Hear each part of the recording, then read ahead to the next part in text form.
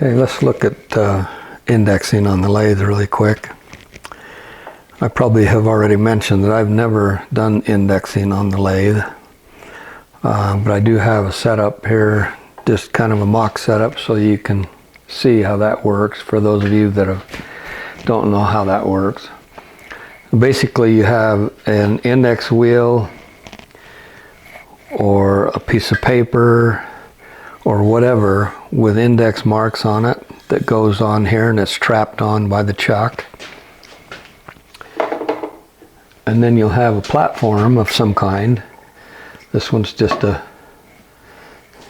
good old particle board and dowel platform that'll go in there. And then that platform makes it possible so you can draw your pencil lines on there. Draw a pencil line, index it, draw a pencil line. Now the one thing that's missing from this setup is you need some kind of post, either from the bed of your lathe or from the top of your lathe somehow, so that when you get to the index mark you want, you can clamp it in place so it won't move.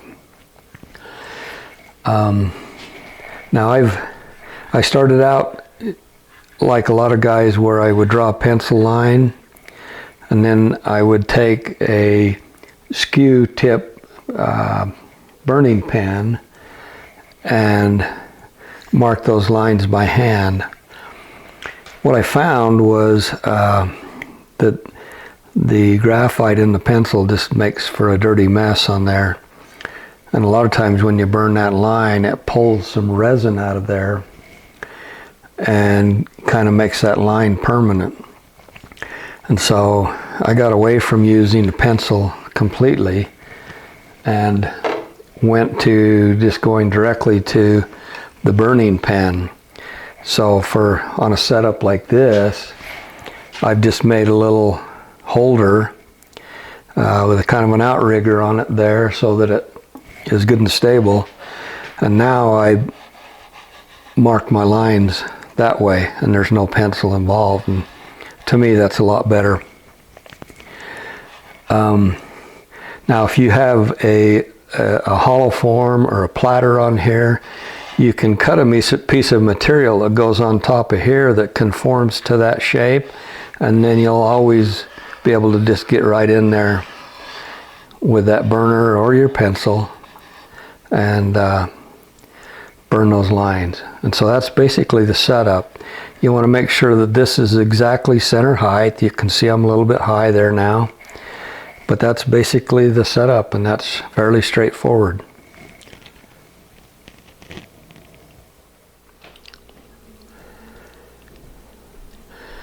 So this is the setup that I used until just over a year ago, and it's worked really well for me. It's the same principle. Got an index wheel, place to mount your chuck, and then the wheel rotates, and there's a detent pin that locks the wheel in place in the position you want to burn.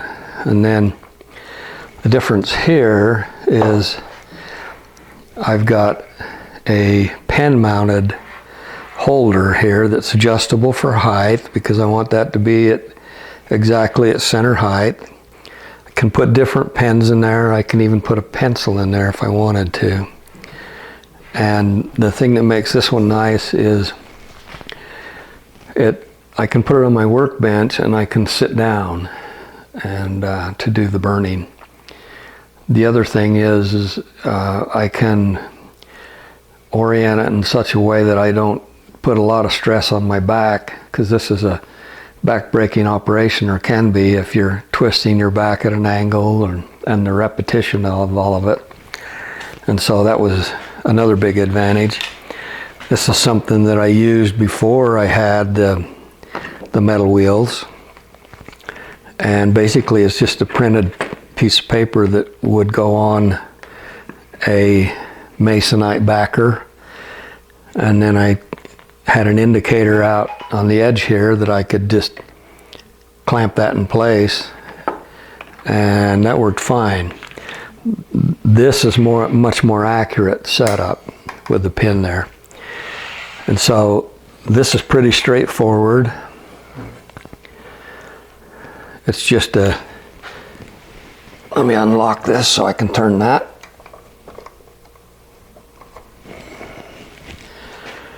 It's just an axle with some bushings, some collar, shaft collars that keep it from moving back and forth, and that's it. The first one I made was actually a piece of all thread rod with some oak bushings, and it worked fine too. But that's what I used up until a year ago, and it worked great. The wheels, this wheel came from Chefware kits, or you might know them as Easy Jigs, and they make the wheel and the clamping setup for your lathe. Doug Snyder also makes a flexible wheel and a clamping setup for your lathe, and so there's a lot of stuff out there that you can just buy if that's the way you want to go.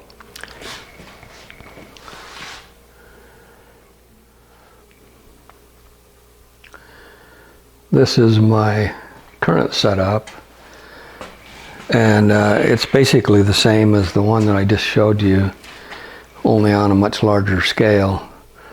On this one, I got these wheels came from Tom Lohman, who's a well-known segmented turner. These wheels are actually meant to be flat, so you can align segments, open segments, and close segments. And so it's the same setup. It's mounted on, everything's mounted on a shaft with bushings, and I use the same pen burning setup, and basically works just like the other one. The big difference and advantage is with the larger diameter wheel, I've got more options as far as the hole placement, the number of divisions, and the air, how do I say it?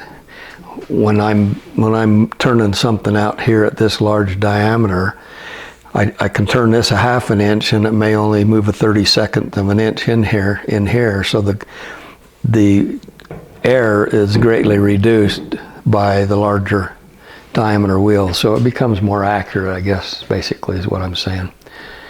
And I've been using this one for a year, a little over a year, and this has been really a nice setup for me. There's a 14-inch wheel and a 24-inch wheel, and I got all kinds of options with this.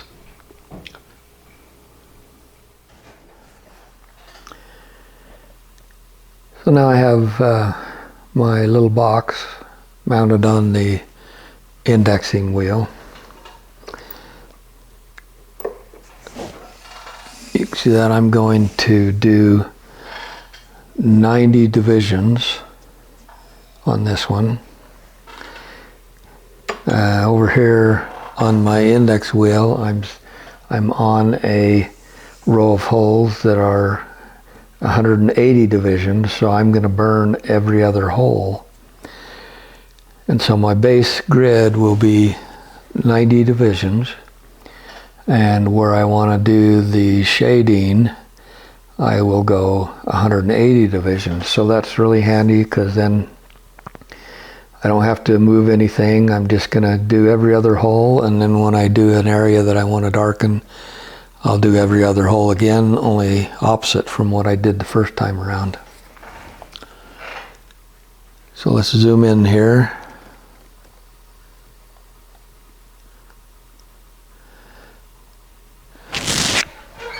Got my lid on tight, because this is the stage where I don't want to have to try to tighten that lid. I want to be able to loosen it. Got my burner all set up, ready to go. The burning tip I'm using is one that I've made myself. So I kind of like making these tips. And it's 3/32. It kind of fits the way I burn my beads.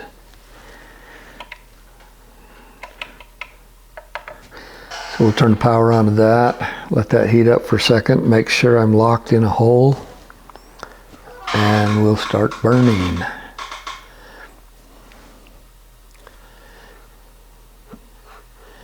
Again, I'm used to having more light than this. Let that get caught up again a little more. But since we're doing a video, I need to keep the light down so the video is clear. So basically this is pretty straightforward, and I'm not going to make you watch all of it. But I'll cut one row like that.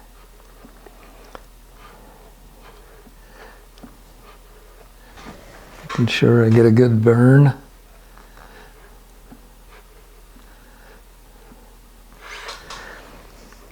And then I'll skip a hole, lock the wheel down again,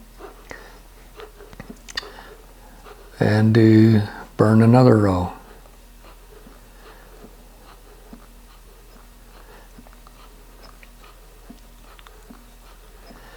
And I think when I finish this row, that is all I'm going to make you watch of this until I get done.